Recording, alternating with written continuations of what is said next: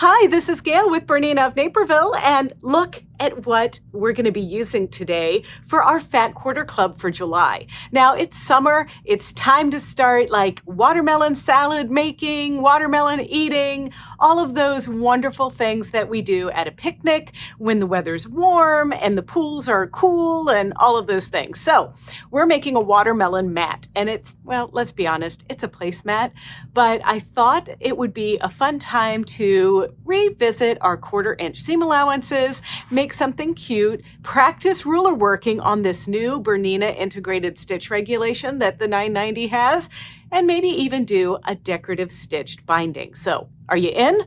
All right, so here's a little bit of housekeeping. I'm going to run through our free instructions that we give you in the description of this video, and also they're found at our product Fat Quarter of the Month Club when you purchase it. And this presentation deck that I'm working through, well, it has links to other kinds of interesting things that relate to this month's topic and also can help you expand some of the areas that we're just touching on today. Because remember, I am still practicing at ruler work, and I think it shows when you see my sample, okay? But we all have to learn at some point, and we all can't be great at everything, right? But what's important is that we make these projects and we design them so that each project maybe challenges us just a little bit. So let's get started. So this month we have some super cute fabrics, and I wanted it to look summery and watermelon-like. So we're doing a log cabin, and a log cabin is basically a center chimney. It's normally done with red, but you know, when we do modern quilting and whatever, we can do whatever we want. So it's an abbreviated log cabin because we're only going to have like 4 logs around the block.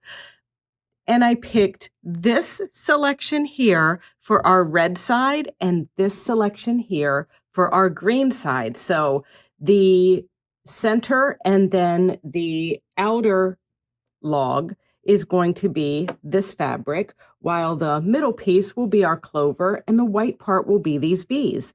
In contrast, this will be our center chimney and one log, and this will be the center log, and the fishies will be our white. And also our gingham is going to be the back of my watermelon mat, and the clover here is what I'm going to choose for the binding. So the featured block, like I mentioned, is an easy log cabin. It's a little bit of an abbreviated version of the one you see here on the right. But if you want a more in-depth class on doing log cabin blocks, you can download our BERNINA of Naperville Patchwork Patterns log cabin instructions here in your interactive handout. And you're also going to need a few other supplies that I've spelled out in the handout. I won't go through all of them, but you're going to download this from the description of this video and have a look for yourself and see what you think. So you're going to need to cut, and there are the log cabin blocks. There's 2 different styles that you're going to make 2 of each. And then you're going to have some extra things that you're going to cut for the side borders and for the backing and batting. After I've cut the pieces, what I'm going to do is arrange them so that I can kind of get in my head how I'm going to stitch them together, right? And I'm going to set up my machine, and I am using this new BERNINA 990 that I've just been dying to do any kind of sewing on, as you can imagine. And I'm using the straight stitch needle plate. And remember, this machine has the stitch plate recognition that's totally new for us and we love. And I'm using a 97D patchwork foot. Now, what I do want to do, because this is a brand new machine to me, is I want to do a little test to make sure that my 1/4 inch and where I'm lining up everything is where I think it should be. So I have cut 4 strips, 1.5 inches, and I'm going to sew those together and hope that the width will be 4.5 inches finished. And if it's not, then if it's skinnier than 4.5 inches, then my seam allowance is too big. And if it is wider than 4.5 inches, my seam allowance is too narrow. But once I get all of that taken care of and I'm happy with my results, I can stitch my log cabin pieces together. And I stitch them together in a clockwise position. And a little trick I like to do when I'm taking my work over to my sewing machine is I'll use one of my rulers to kind of carry it over like a tray. so that I can keep the layout of everything exactly like it is in the picture or the diagram that I'm using. So this is my red colorway. I could easily line up my green pieces on top here, just like I have with the red ones. And then this way, I've got everything lined up perfectly with their coordinating pieces, and I can stitch everything together without getting screwed up. Or that's the goal anyway. So one of the things that I like to do is identify this little notch in front of my foot and through the feed dogs. And that's where I'm lining up my pieces for my perfect 1/4 of an inch. And yours might be different, whatever, but you always have to find that little sweet spot when you do something like this.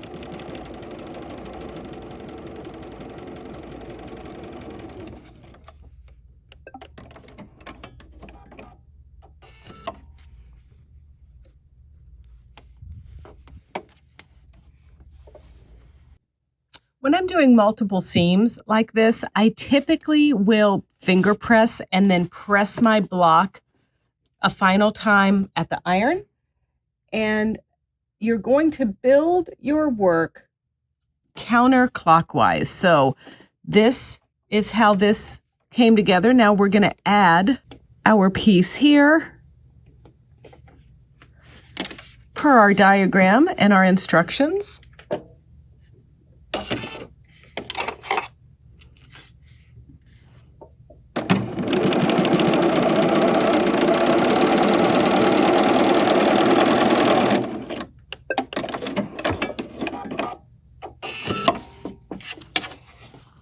And sometimes I'll press to the dark side, or other times I'll just press where it's easier, like this.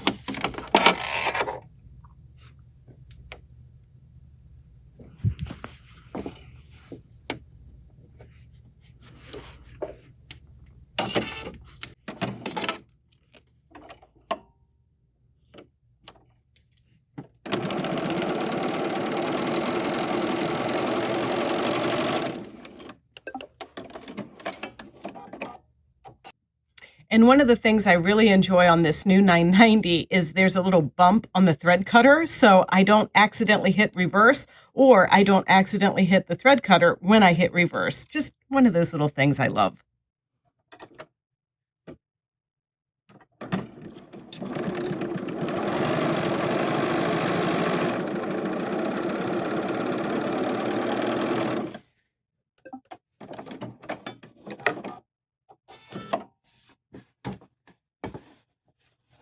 And then you're just going to go around counterclockwise, stitching everything until pretty much you run out of logs.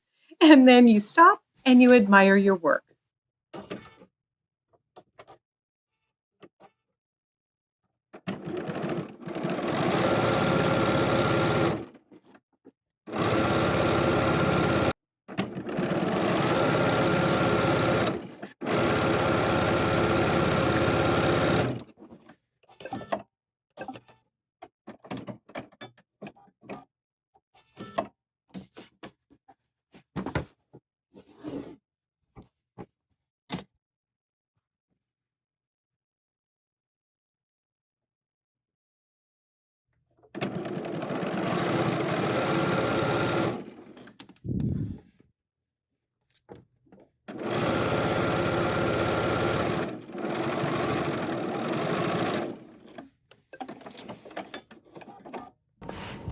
Okay, so after we finished all of these cute blocks, I repeated it on the red. Just an easy process. You're going to sew a red to a green in this fashion, a green to a red in this fashion. Then we're going to sew this row to this row. And when you're pressing at this point, you can press your seams open, or you can press them to the side.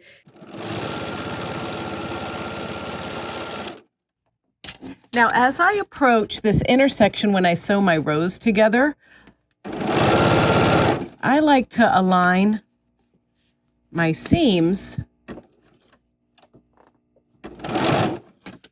so that they butt together like this. You've seen me do this quite often, I'm sure. So I pressed my seams to the green, and now I lay those seams together so they'll make a perfect intersection.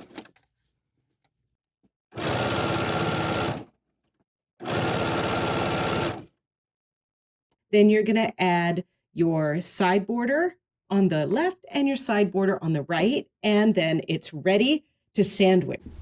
So now, this is not traditionally how I would do something, but when we're doing fat quarter of the month, we have some challenges. And one of those is that you get fat quarters, and I try to make sure you can make the most of the fat quarters. So this is our scrap of our gingham, or our red check. And it is exactly the same size as my batting and the top. And I did have to trim my top just a little bit, but nobody's going to be the wiser, and this looks cute. I think it's summery and watermelony. Some of you might think it looks Christmassy. Well, you can put your Christmas tree on it in the winter and your watermelon on it in the summer. How about that? All right, so now it's time for an exciting feature. Let's use the BERNINA Integrated Stitch Regulator that's on the 990. And I am so excited because I get to use the 72S with a ruler work template, and I have stitch regulation. Okay, so I've got the BERNINA Integrated Stitch Regulator engaged. I've got my 5.5 needle plate with that special little hole in it. And I've got my templates, my foot, everything is set to go. I am doing 12 stitches per inch, and I have the option to use that kickstart instead of a stop-start button that's here on the front of my machine or pressing on the foot control. It is really a matter of whatever you like to do is how you can do this. I'm very new to this. This is one of my first ever demos doing this integrated stitch regulator. So I hope that you will be kind if you do not like my techniques. So I'm going to do my squiggles, and I'm going to use the large wave here on this Amanda Murphy Good Measure template. And I'm just going to use the lines on this to keep it straight with this seam. And I'm just going to do waves just like this, back and forth through the whole thing. So let's have at it. So we're going to first get the thread under there with the slit in that 72S foot. And then I'm going to line my ruler up with this line right here on my seam. So then I'm going to put my foot down, get everything into position, and I don't have kickstart involved right now because I am simply putting my heel down to bring my needle down and bringing my heel up again and my knee lever to pull my bottom thread up just like that. And I'm going to hold on to that under this template. And now I'm just going to simply travel over this hump.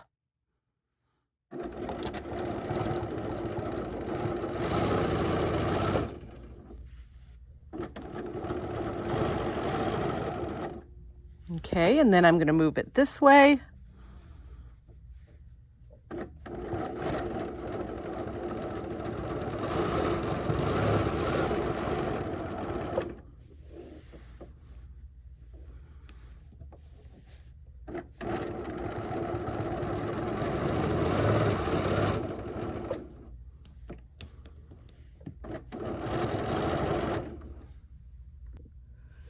Okay, so not my best work, but it takes practice, practice, practice. So once you do one row like this, you can travel and go back the other direction, or you can travel like down. So one of the things that happened on here is I am a little bit longer going out here. So I'm just going to travel like this and go just,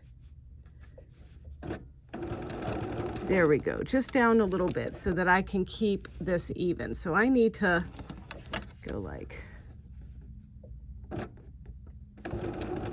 there we go.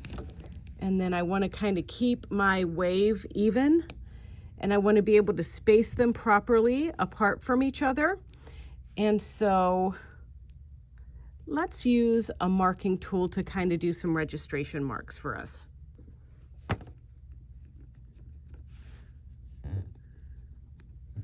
I'm just lining up where this pattern is kind of not even at the bottom. It's even at the top, but not at the bottom. So when I move my ruler, I can make sure that this registration mark is right there.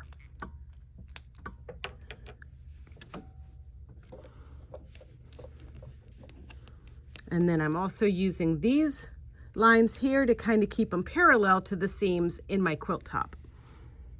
And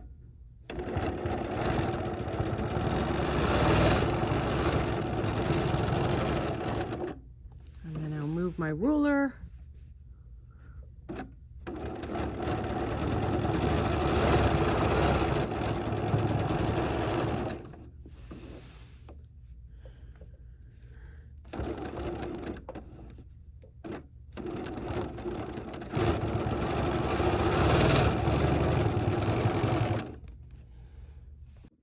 Okay, so it's a little bit challenging doing this without the gloves and a slippery surface. And as you can see here on our 990, my Supreme slider is covering my integrated stitch regulator there, right? So what I'm going to do is just cut it so it will expose that. So let's just perform a little bit of surgery on this.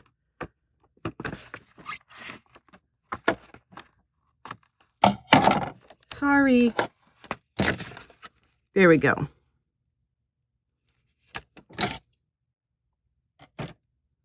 And start on my piece over here to get to that spot. Then I can pick up and carry my ruler, lining everything up. Here we go. Should be slippery dippery now.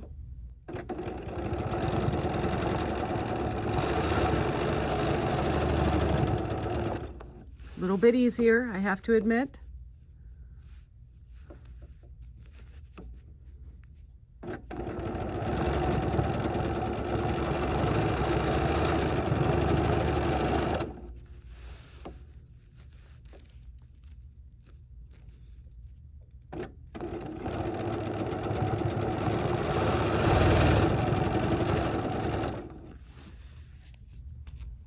Okay, so I'm going to just go up, come down a little bit. There we go. Now we're going to go back this way.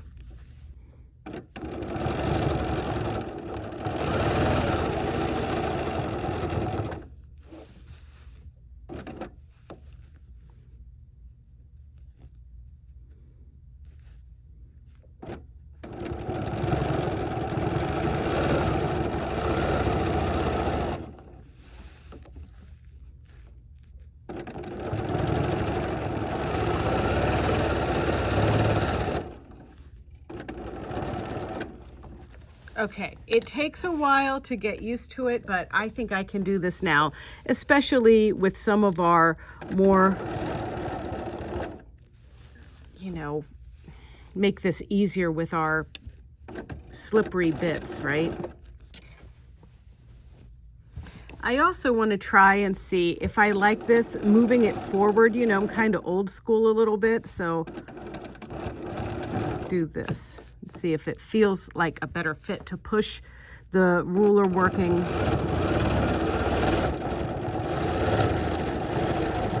Oh yeah, much better, everybody, much better.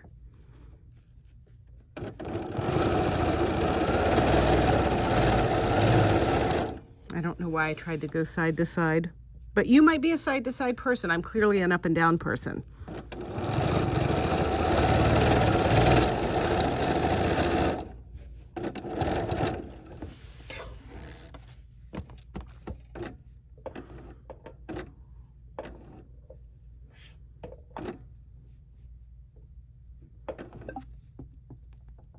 Notice that it doesn't see the material and it's not really letting me regulate my stitches here. Keep that in mind. You have to have fabric over that little area there. So I'm just hopping over like that.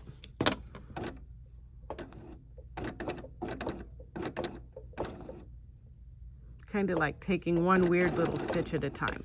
If we were doing a regular quilt where we had the backing and the batting extended past our project, this would be much easier. Okay, here we go. Are you ready? Let's do it. I might not be a backwards person either. I'm not sure, but you know what? This is practice. This is why we do this, right? And I kind of got wider. I went crooked. I don't care. The watermelon doesn't care.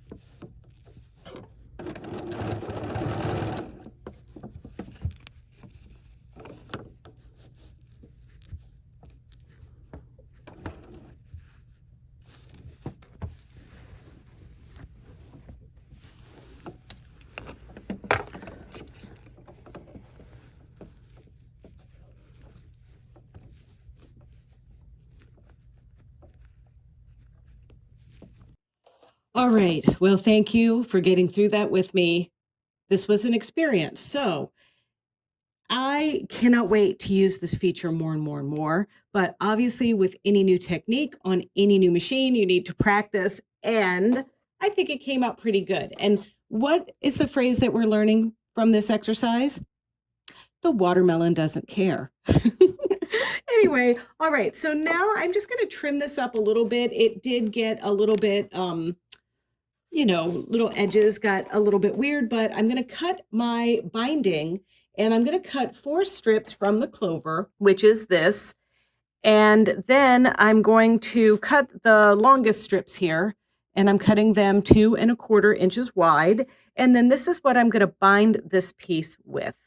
And I'm just going to do my favorite binding method. You've seen us do this in several videos already. And in the free instructions that we give you with this video, I'm going to have links to all of our favorite binding methods. So I chose to sew my binding to the front of the quilt this time. And I'm going to bring it around to the back. I'm going to use some black thread to do some decorative stitching, and black is going to go in the bottom and the top. And I'm just going to do like a little quilty stitch just to add a little whimsy to our piece.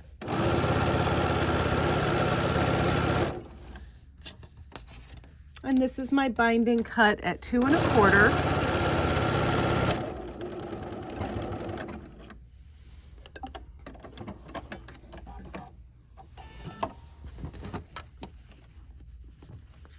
And so as I finish this up, I want you to watch this little segment from one of our other Fat Quarter of the Month clubs where we used that binding tool to join our 2 pieces. So here's a little blast from a couple months ago. I know that some of you struggle a little bit with doing bindings, and there is this tool, it's called the binding tool. Looks like this. There are older versions that are clear, and there's also a smaller version if you're doing like little placemats or something like that. But the way that this guy works is you are actually going to leave an opening that is 12 inches. So you can use your ruler, and I've got my marking pen here, and I'm just going to put this right in the middle. So this is going to be where I start sewing my binding, and this will be where I end sewing my bindings, because it has to be 12 inches. 12 inches, Gayle, not 10 inches, okay? So right here and right here. Now, I'm also using this Duo marking and eraser pen, so if you ever make a mistake with a mark, you can just use that little marker to take off a mistake mark. Okay, so we're going to put this aside for right now, and then we're going to take our binding that we just created, and we want to make a little bit longer binding here. So I'm going to start with a tail about like that, and I'm going to start sewing right here at this spot, which means that you can put a little pin so you can keep track of where you started.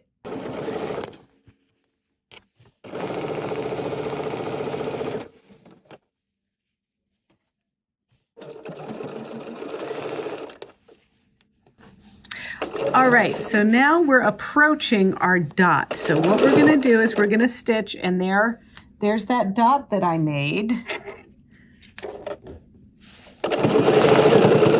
We're going to stop, reverse, and cut.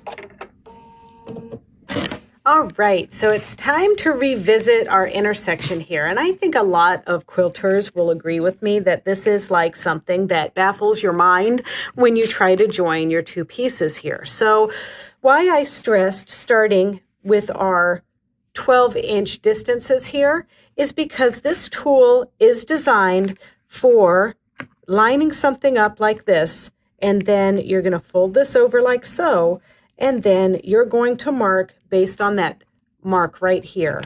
So we line that up and do this, and I just do like a little line there as well. Then we're going to turn this around to do the other side, and we're going to mark it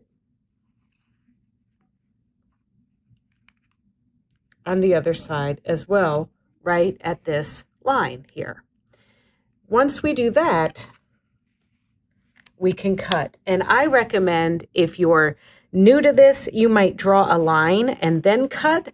But basically on this right side here, you're going to take your piece and you line this center line up like so, and you're going to cut. And you also are going to cut the little notch. Now we're going to take this piece, which now has to sit like this, and we're going to line this up with the line. But this time, this one is going to sit like this. So that's our line that we drew from this registration mark, but you line tip A up to that, and then you cut. Okay, then when you go to attach your pieces, you're going to line that little tip that got cut off even with here, and then this tip that got cut off even with this, and stitch your 1/4 of an inch.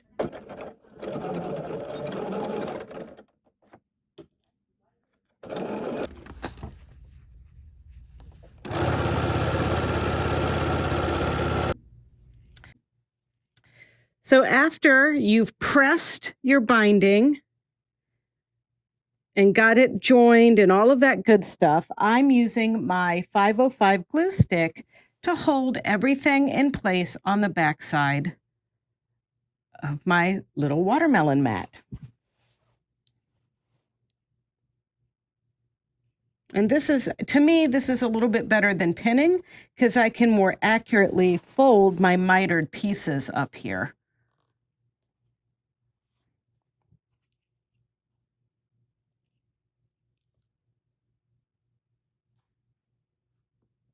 And this stuff, even though it's going on like my nail polish, it's actually, it dries clear. So you don't have to worry about it showing at the end, and it will wash out.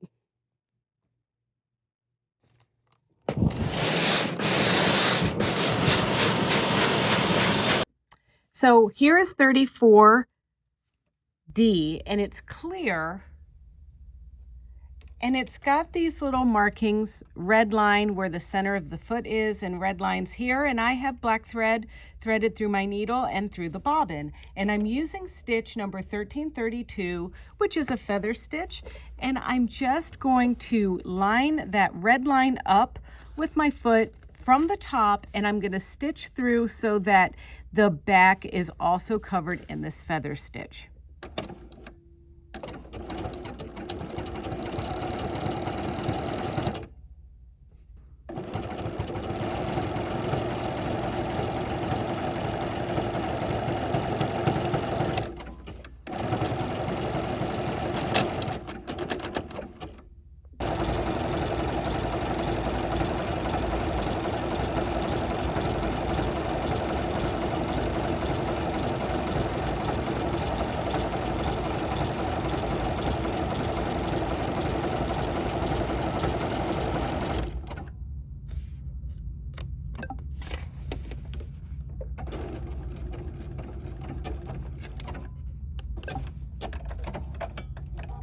Here's our piece all done. There's the binding. You can see what it looks like on the back and the little decorative stitch on the front. I think it's a great alternative than trying to do top stitching that looks so perfect on both sides. The ruler work, you know, I have to admit, it's a challenge for me. It's a new technique, but all in all, this is going to be really cute on my summer table when I'm serving up my watermelon salad or a watermelon margarita or martini. What do you think?